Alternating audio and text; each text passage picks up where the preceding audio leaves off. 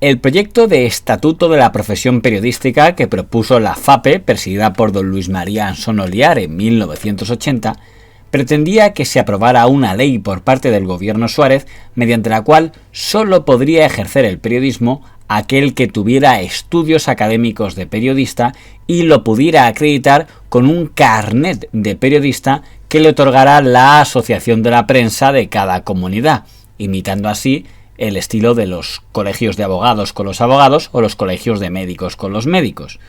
La teoría de que hubiera un carnet de prensa otorgado por las asociaciones de prensa, que sería lo que permitiera quién podía o no ejercer como periodismo, contaba con el respaldo de un gran número de periodistas y también de los sindicatos de periodistas, incluyendo la UGT, pero contaba con la oposición de las empresas periodísticas, que consideraban que dado que ellas eran las que pagaban, a ellas les correspondía decidir quién podía o no ejercer el periodismo, y no a las asociaciones de la prensa ni a ningún carnet.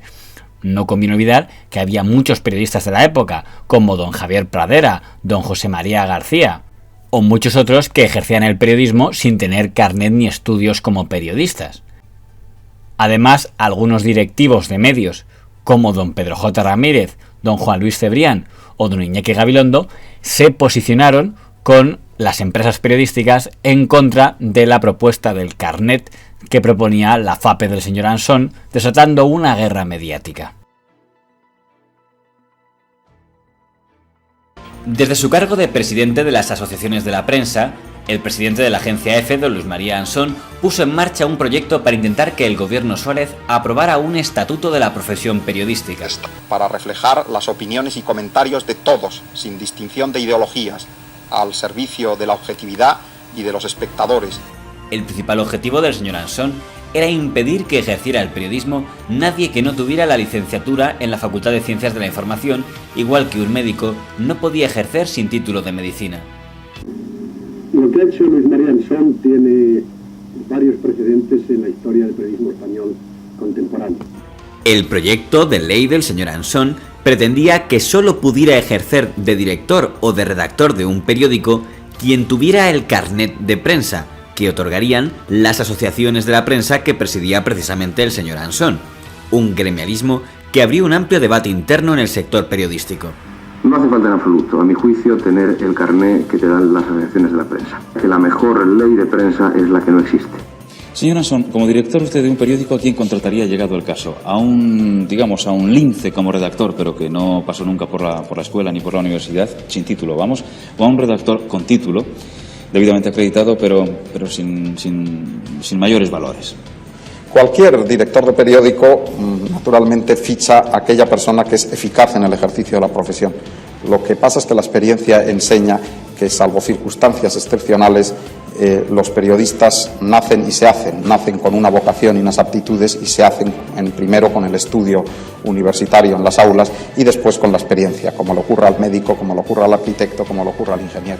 El mayor enemigo de aquel proyecto fue el diario El País de don Juan Luis Cebrián, que lo consideró un atentado contra la libertad de expresión. El 28 de febrero de 1980, un editorial de El País de don Javier Pradera criticaba así los postulados del señor Ansón. Ya empiezan a apuntar toda una pleyada de guardias de tráfico de las libertades de información que caen directamente sobre la prensa escrita, escribiendo un completísimo arsenal de sofismas. Luis María Ansón, en nombre de unas asociaciones de la prensa que durante el franquismo se vieron manipuladas y corrompidas y encontraron la peor picaresca de su historia, Franco recibió el carnet de prensa número 1 de la de Madrid, ha puesto en circulación un estatuto de la profesión periodística que, antes de defenderla, le pone límites y la reduce. La Federación de Asociaciones de la Prensa no regenta hoy por hoy numerosamente a la profesión y, lo que es peor, no la defiende.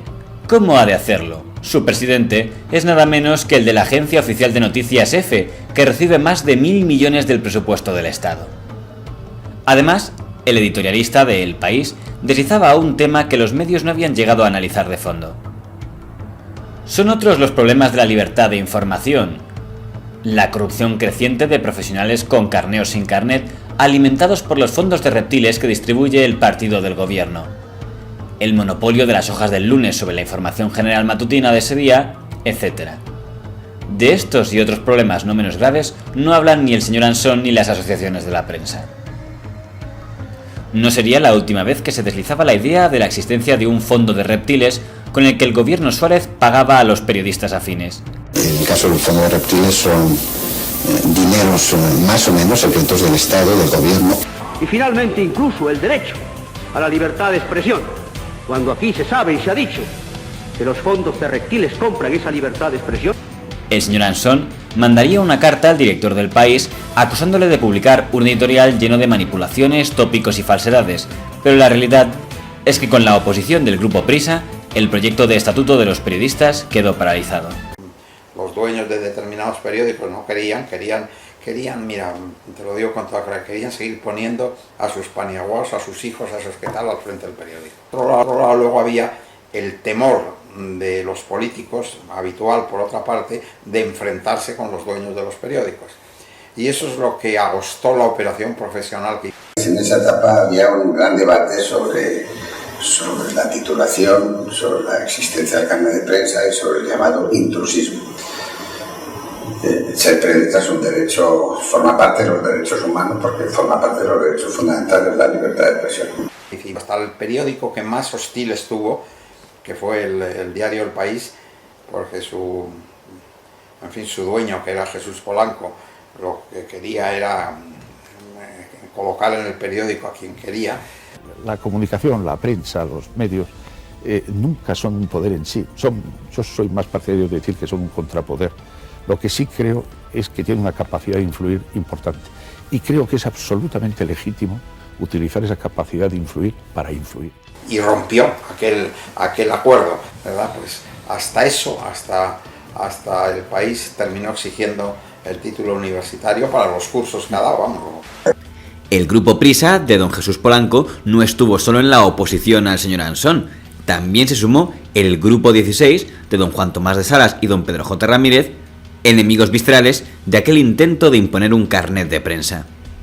Yo era periodista, es lo que había hecho en mi vida, pero en este santo país para ser periodista se necesitaba un carnet de conducir especial editado por un ministerio muy especial. A Dios gracias, el ministerio casi desaparece ya y esperemos que el carnet vaya detrás. ¿Qué problema tuvo Juan Tomás de Salas? Que en fin, que fue una cosa absolutamente lamentable, como nota oculto que era él en gran parte. Que le iba muy mal económicamente Diario 16, esa es toda la historia. Que un empresario que no era periodista... Yo soy empresario periodista por accidente, no por vocación, soy periodista por encima de todo. Un empresario que no era periodista y que cuando se puso él directamente echó a Pedro J. Ramírez, se puso a Diario 16, hundió Diario 16. Bueno. Y nosotros pensamos que ejercer el periodismo sin tener carné oficial y sin tener título oficial no es un delito, sino algo que debe honrar y que puede honrar a quien así lo haga. Porque a la hora de sustanciarlo en una ley, tal y como pretende el señor Ansón, va a chocar frontalmente con el artículo 20 de la Constitución. Los periodistas debemos empezar a dar ejemplo renunciando a privilegios gremialistas. Bueno, yo siempre tuve una visión absolutamente liberal de lo que tenía que ser el ejercicio del periodismo en España, acorde con la letra y el espíritu de la Constitución. Y yo siempre pensé que el ejercicio del periodismo no podía estar condicionado por esos filtros gremialistas de habilitación, de doble habilitación, primero con un título universitario y luego con un carné gremial, ¿no? La persona con la que yo estuve más próximo en esas batallas sobre el modelo de profesión, pues era Juan Luis Cebrián, del que luego me han separado tantas cosas y con el que tantos antagonismos hemos tenido, ¿no? El señor Ansón perdió aquel pulso y el carnet de prensa obligatorio se convertiría en una utopía.